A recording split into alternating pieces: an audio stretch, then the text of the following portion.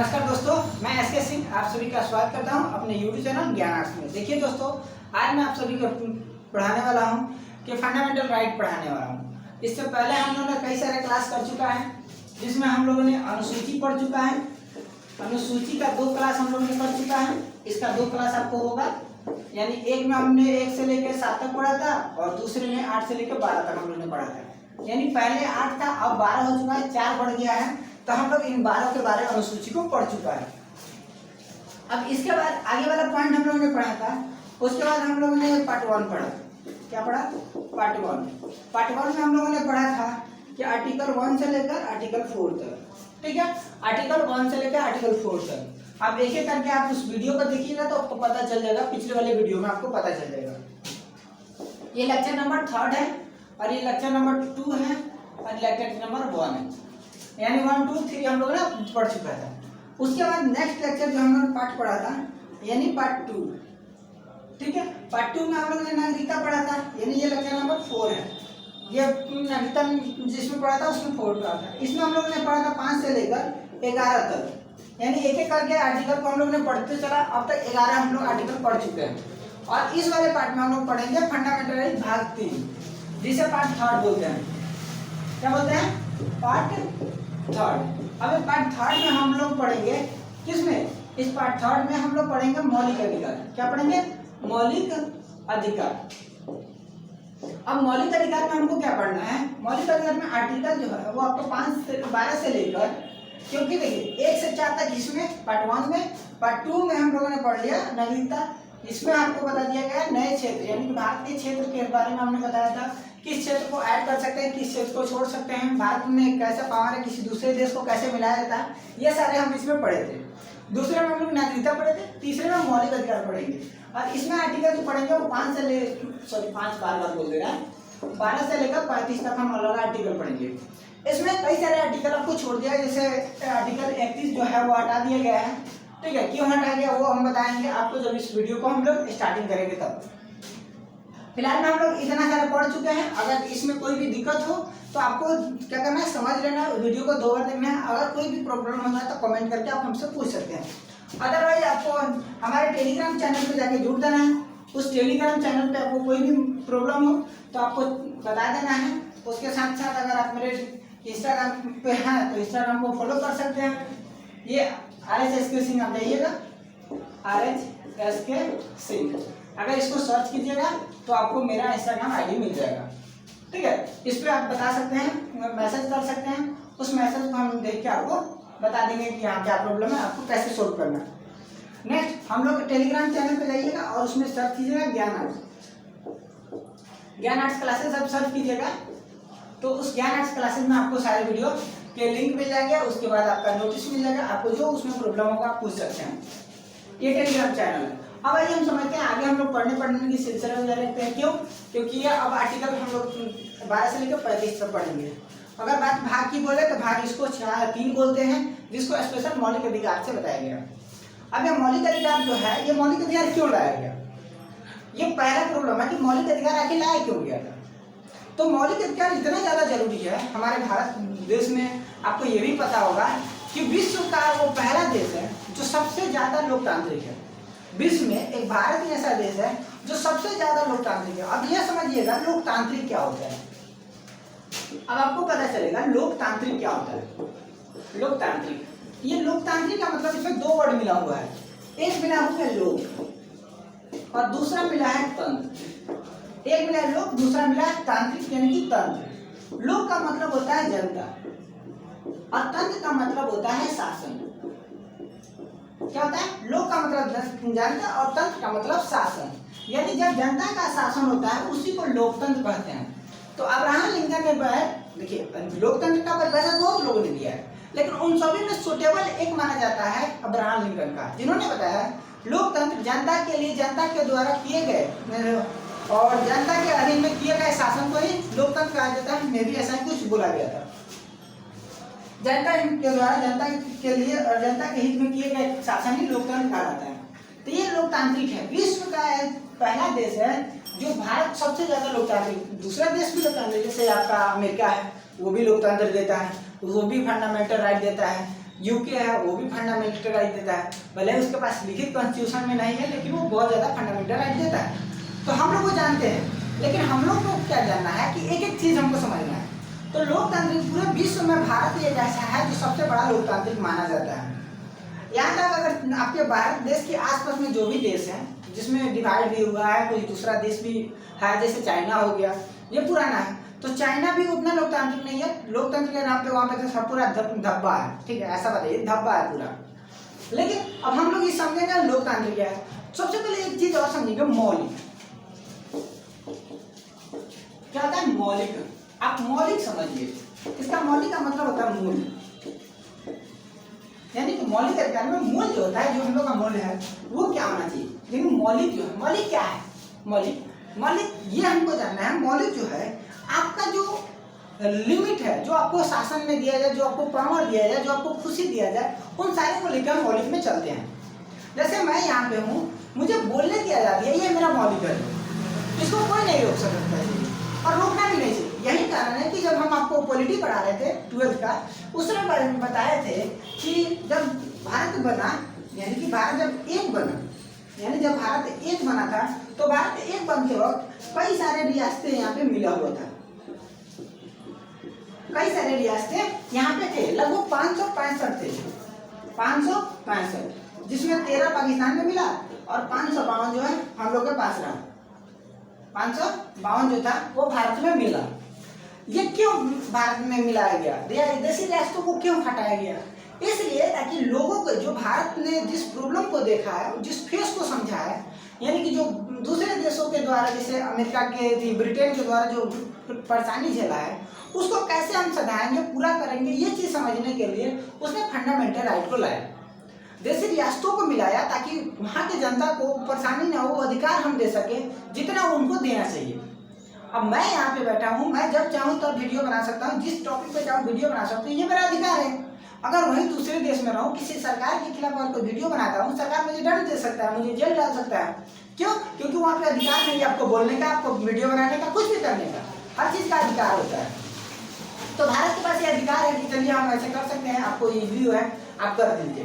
तो सबसे पहले अब हम ये समझेंगे, इतना तो आपको छोटा सा पॉइंट आपको समझ में आ गया होगा कि मौलिक अधिकार आखिर क्यों जरूरी है, ठीक है। और मौलिक अधिकार में इतना सारा जरूरी है, तो जितना फंडामेंटल राइट, यानी कि जितना राइट हम लोग का भारत के द्वारा मिला है, यानी भारत में जितना फंडामेंटल राइट मिला है, उतना शायद ही दूसरे देश में मिला हो।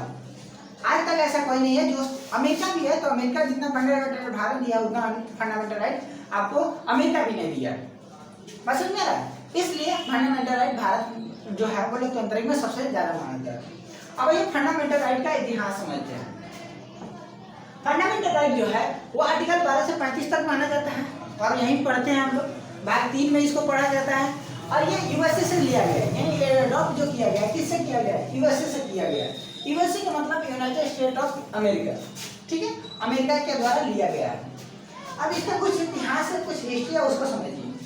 यानी 1895 में, कब 1895 में पहली मांग की गई थी एनिमेशन के द्वारा, जो मौखिक था। कैसा था? मौखिक था। मौखिक का मतलब जो होता है जिसमें हम कोई लिखित साक्ष्य नहीं ले, हम जो बोले वही मेरा अधिकार है। अब मैं कहूँ कि मुझे बोलने की आज़ादी चाहिए, यानी मौलिक अधिकार मुझे चाहिए, कोई प्रूफ नहीं है कि हाँ ये क्या मांग रहा है क्या नहीं, हाँ बोल दिए। अब उसका सीधा जाता है एग्जाम्पल समझिए, सिंपल सा एग्जाम्पल है, वो समझ लिया तो आपको पता चल जाएगा। मैंने आपसे लिया 1000 रुपया, मैंने आपसे कितना लिया? 1000 रुपया लिया, और इस 1000 के लिए हमने कोई प्रूफ नहीं बनाया, कोई प्रूफ नहीं बनाया, यानी कोई डॉक्यूमेंट हमने साइन नहीं की, हमने कोई डॉक्यूमेंट साइन नहीं की। तो डॉक्यूमेंट साइन नहीं किया तो इसका कोई प्रूफ ही नहीं है। हम उस समय बोलेंगे चलिए हम आपको पैसा लिए हैं, आपका पैसा हम दे देंगे। अगले साल भर के बाद, अगर 1 साल के बाद, 1 ईयर के बाद, अगर हम चाहें कि क्या करें, हम 1 ईयर के बाद ये आदमी दूसरा व्यक्ति आपके मांगे, आप मेरे से कि भैया आप ये काम कीजिए, आप मुझे पैसा दीजिए, मान लीजिए कोई बोल रहा है, तो मैं क्या बोलूँगा कि मैं आपको पैसा नहीं दूंगा। तो कहेगा क्यों नहीं देंगे? तो मैं कहूँगा मैं आपसे पैसा लिया ही नहीं, तो मैं आपको दूंगा कैसे? अब वो कहेगा, वो आदमी कंफ्यूज हो जाएगा कि भाई आप मेरे से पैसा लिया है भाई।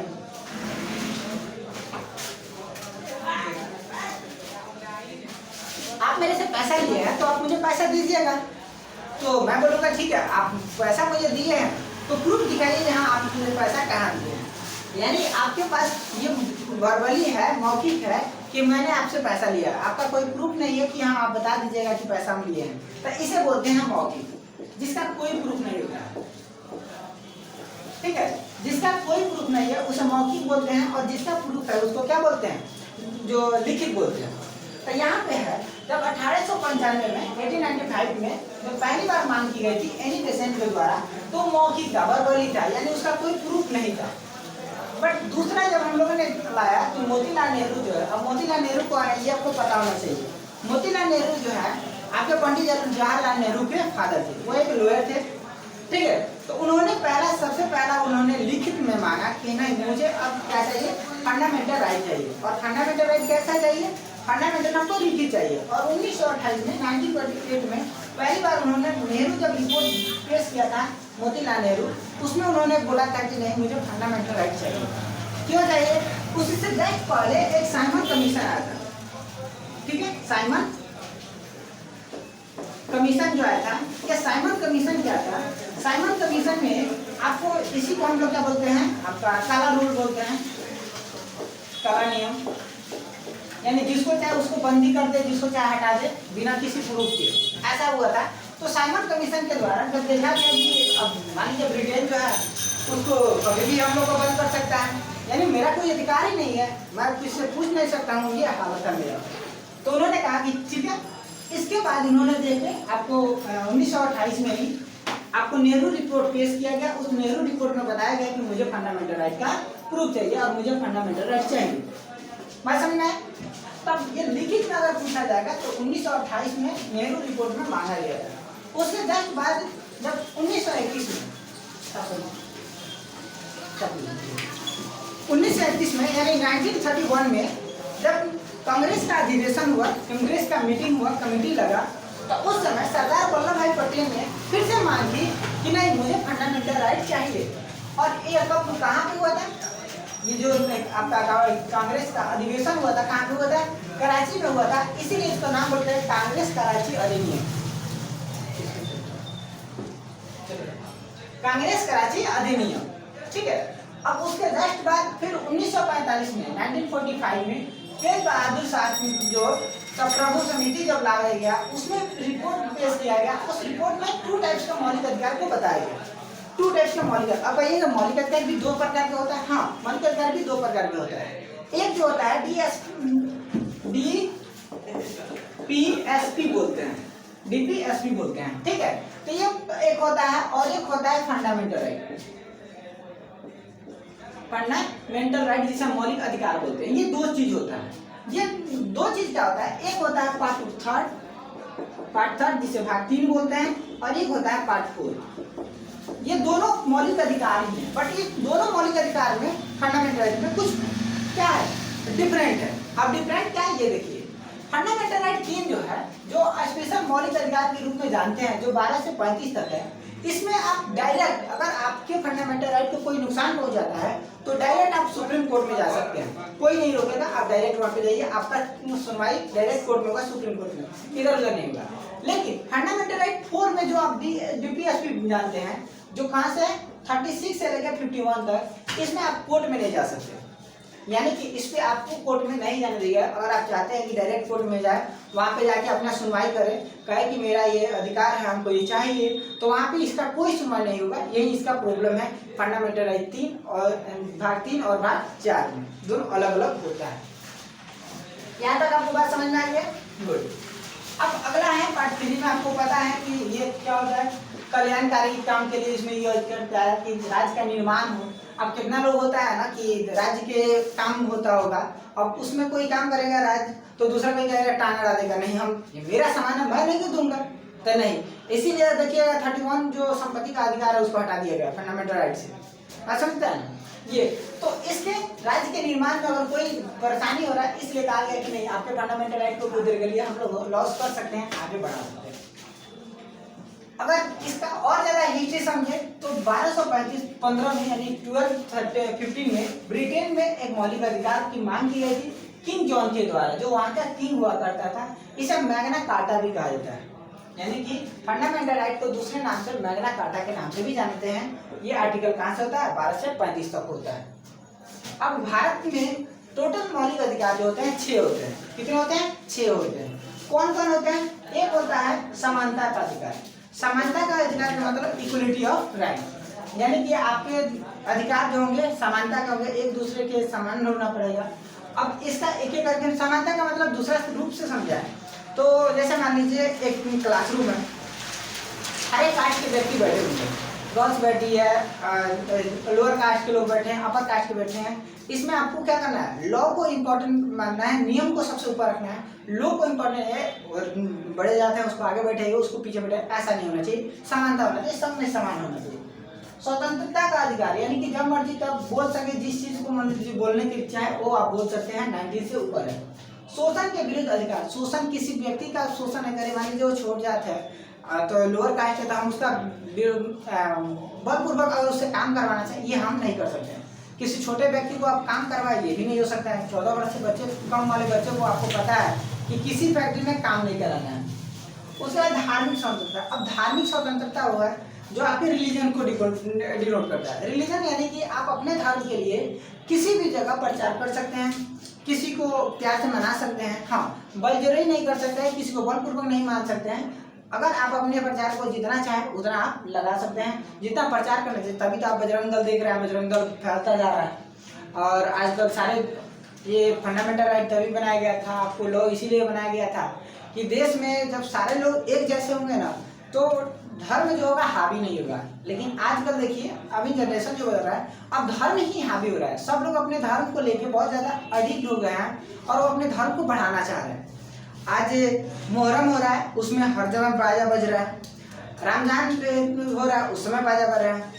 हिंदू धर्म के लिए कोई आपका रामनवमी आ रहा है, उसमें देखिए बड़े बड़े जुलूस निकाले जा रहे हैं। कोई ऐसा पर्व हो रहा है, उसमें बड़े बड़े जुलूस निकाल रहे हैं। क्यों? आजकल धर्म के ऊपर सारे लोग हावी हो चुके हैं और सारे लोग धर्म पे डिपेंड हो गए हैं। अब एक समय था जो पुराना समय था जो धर्म चलता था, आज फिर एडुकेटेड होने के बावजूद भी हम लोग धर्म के ऊपर पड़े हुए हैं।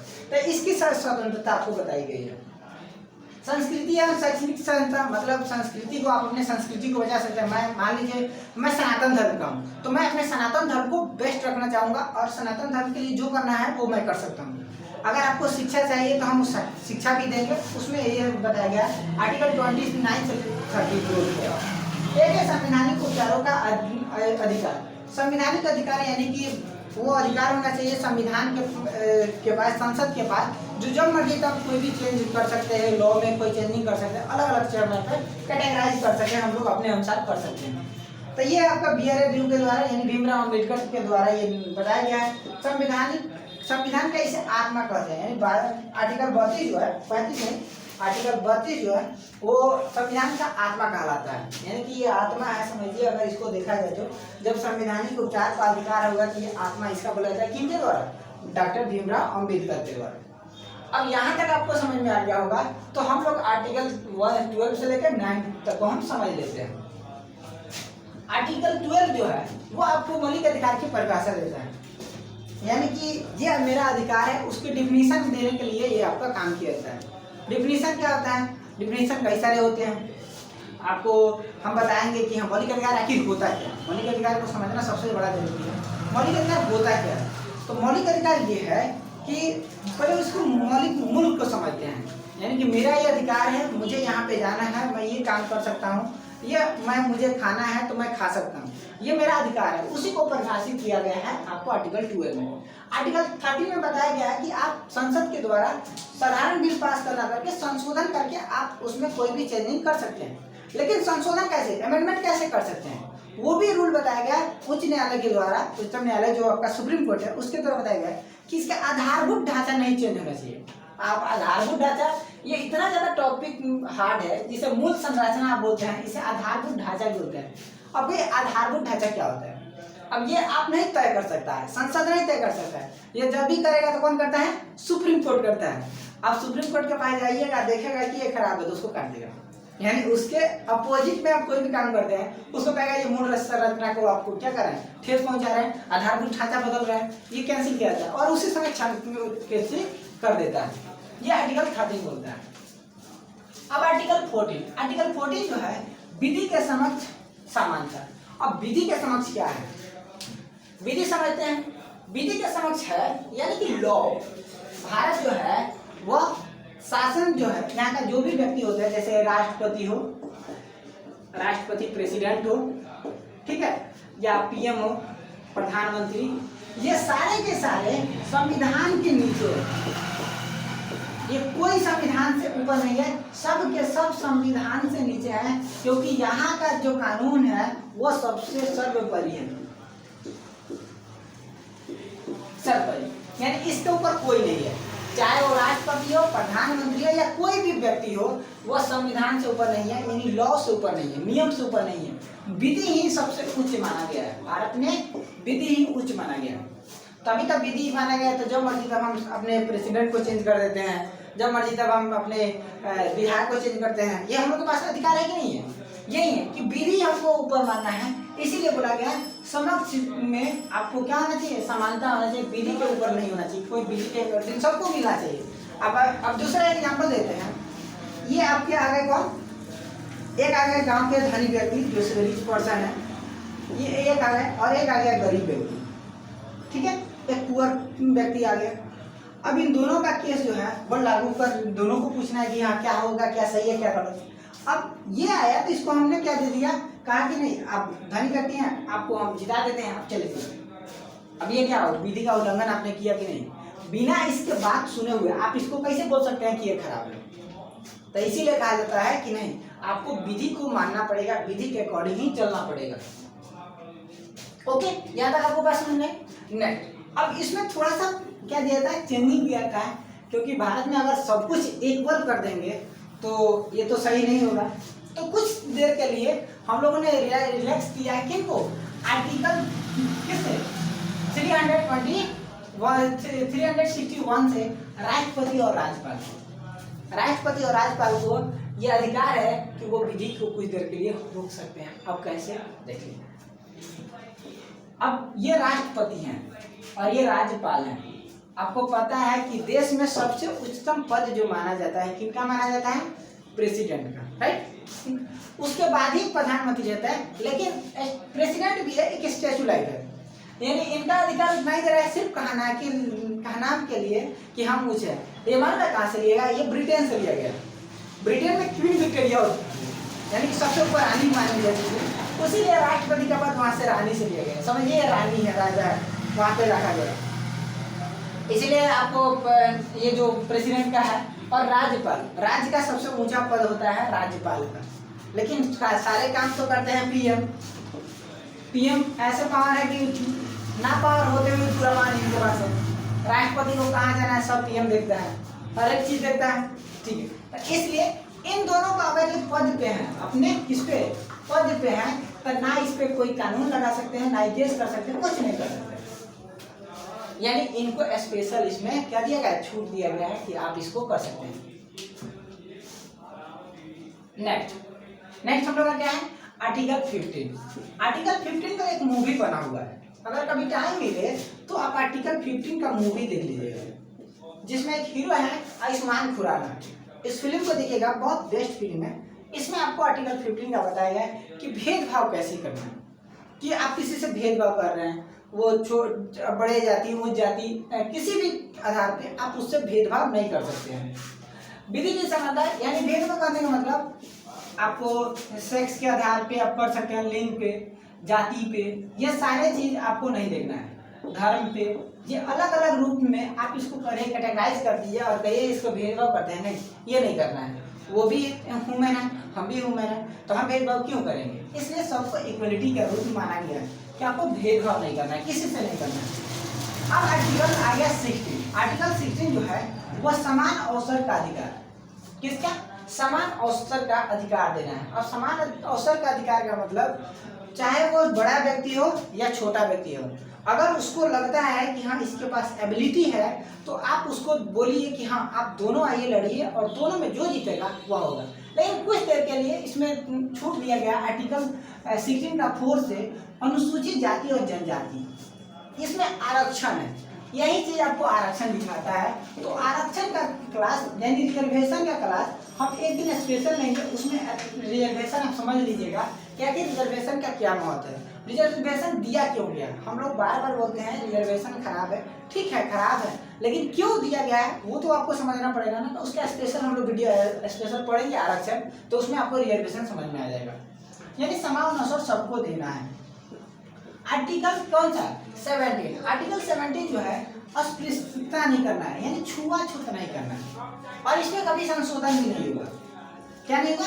संशोधन। छुआछूत का मतलब कि अलग अलग रहेंगे, एक क्लास में बैठे हुए हैं, दो जाति का बैठे हैं, तो हम उससे टच नहीं करेंगे, नहीं कि उसमें छुआछूत नहीं करना, टचेबिलिटी नहीं होना चाहिए, अलग अलग नहीं रहना चाहिए। आप सबको एक साथ रख के एक साथ पढ़ सकते हैं एक साथ। अब आर्टिकल 18, आर्टिकल 18 जो है उपाधि कौन कर दिया गया है। उपाधि का मतलब अगर आप आते हैं लॉर्ड बोलते हैं, लॉर्ड, किंग, ये सब आपको नहीं बोलना है। आपको ये सारी चीज हटा दिया गया है कि अगर आप दूसरे देश से भी लेते हैं ना, आप जाते हैं किसी दूसरे देश में और वहाँ पे आपको उपाधि मिलता है और उसे लेकर भारत आते हैं, तो नहीं, वो उपाधि भी नहीं चलेगा।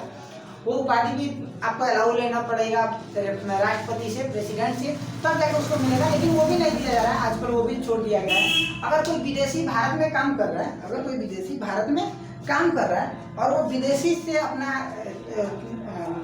उपाधि लेके आया, उपाधि का मतलब जो एक टाइटल आता है ना, किंग का, लॉर्ड का, ये सारी चीज आपको लेके नहीं आना। विदेशी है तब भी भारत के राष्ट्रपति से पूछिएगा, परमिशन लीजिएगा, और राष्ट्रपति बोलेगा तभी आप ले सकते हैं, नहीं तो नहीं ले। हाँ, इसमें भी आपको दिया गया, यानी कि जो डॉक्टर हैं डिफेंस लाइन में है उनका खुद का रहता है, इसीलिए तो बोलते हैं डॉक्टर MN, कोई बोलता है डॉक्टर राजेश, बोलता है नहीं बोलता राजेश कुमार या कुमार वो कुमार, यानी ये डॉक्टर का उपाधि रहेगा, ये गवर्नमेंट खुद बोला है कि रहे।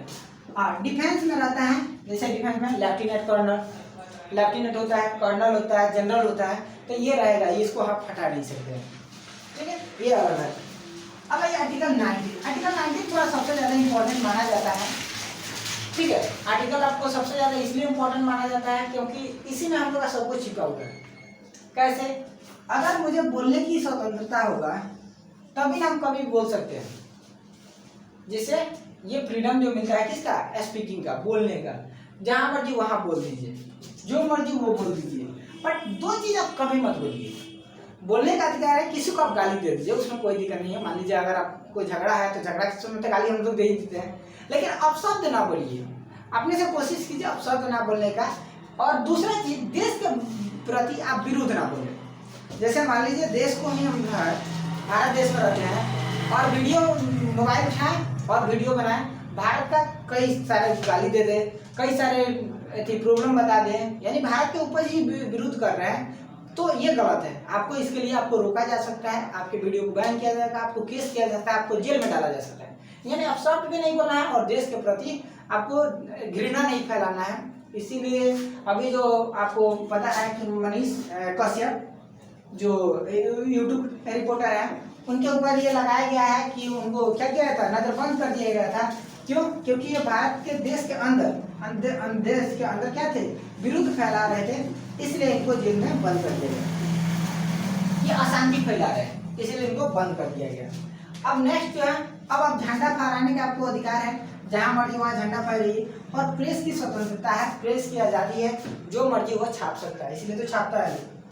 आर्टिकल 19 का 2, शांतिपूर्वक कहीं भी सम्मेलन कर सकते हैं, आप जब मर्जी तब रोड पे बैठ सकते हैं, लेकिन शस्त्र होना चाहिए, शस्त्र के हीन होना चाहिए। शस्त्र अगर होगा, अगर आप सम्मेलन करते हैं तो पुलिस आपको क्या कर देता है, उठा के कह देता है चलो आप जेल में चलो। उसके बाद आर्टिकल 19 का 3, आर्टिकल 19 का 3 जो बताता है वो क्या कहता है, संघ बनाने का अधिकार। जैसे संघ बनाने की स्वतंत्रता में, जैसे बजरंग दल का कोई प्रूफ पहले थोड़ी मिला था, वो तो संघ बनाया गया था, बाद में धीरे धीरे बड़ा हो गया तो आप मान गए। RSS जैसे आपको संघ है, RSS ये भी एक संघ है, ठीक है, ये अपना संघ बनाया गया है। जिसे बहुत से ऐसे संघ भारत में बने हुए हैं, अलग अलग कैटेगरी के संघ बने हुए हैं, तो संघ बनाने का अधिकार आपको दिया जाता है। आर्टिकल 19 का 4 में बताया गया है ठीक है। घूमने की स्वतंत्रता, घूमने की स्वतंत्रता यानी भारत में कहीं भी जा सकते हैं। अंडमान से लेके आप यहाँ पे जम्मू कश्मीर तक घूम सकते हैं, इधर आपका लक्षद्वीप से लेके उधर अरुणाचल प्रदेश तक पूरा घूम सकते हैं, कहीं भी जा सकते हैं, घूमने की आज़ादी है। एक था आर्टिकल 9 का 5। आर्टिकल 9 का 5 जो था निवास का, यानी कहीं भी आप घर बना सकते हैं, कहीं भी आप रह सकते हैं, बट वो एक जगह आपको माना किया गया था, कहाँ पे? जम्मू कश्मीर में। जम्मू कश्मीर में आप घर बना के नहीं रह सकते थे। क्यों नहीं रह सकते? क्योंकि वहाँ का स्पेशल आपका कॉन्स्टिट्यूशन था जम्मू कश्मीर में। लेकिन आर्टिकल 370 हटने के बाद ये भी खत्म हो गया और भारत का कोई भी व्यक्ति जाके जम्मू कश्मीर में रह सकता है। और आपातकाल के समय में ये खत्म नहीं हो जाता है। आपातकाल के समय में आप जैसे मान लीजिए किसी एरिया में आपातकाल लगा है, आपातकाल का मतलब इमरजेंसी लगा है, तो आप वहां से जाइएगा दूसरी जगह चले जाने के लिए, तो आप नहीं जा सकते, आपको रोका जा सकता है नहीं, जब तक ये इमरजेंसी खत्म नहीं होगा तब तक आप नहीं जाइएगा। ठीक है। अब अगला है आर्टिकल 19 का 6। इसमें व्यापार करने का अधिकार, मतलब बिजनेस करने का अधिकार आपको मिला है। जब मर्जी जहां मर्जी वहां पे आप बिजनेस कर सकते हैं, इसमें कोई आपसे नहीं रोकेगा। ओके, तो यहाँ तक अगर आपको बात समझ में आ गई हो तो अगला बार है हम लोग का आर्टिकल 20 से चलेंगे और 20 से पढ़ेंगे और 20 के बाद वाले का हम लोग सेशन कंप्लीट करेंगे 35 तक। ओके, तो अगर वीडियो अच्छा लगे तो चैनल को सब्सक्राइब कीजिए, बेल आइकन में दोस्तों के पास शेयर कीजिए। मिलते हैं अगले वीडियो में, तब तक आप सभी लेते हैं, धन्यवाद।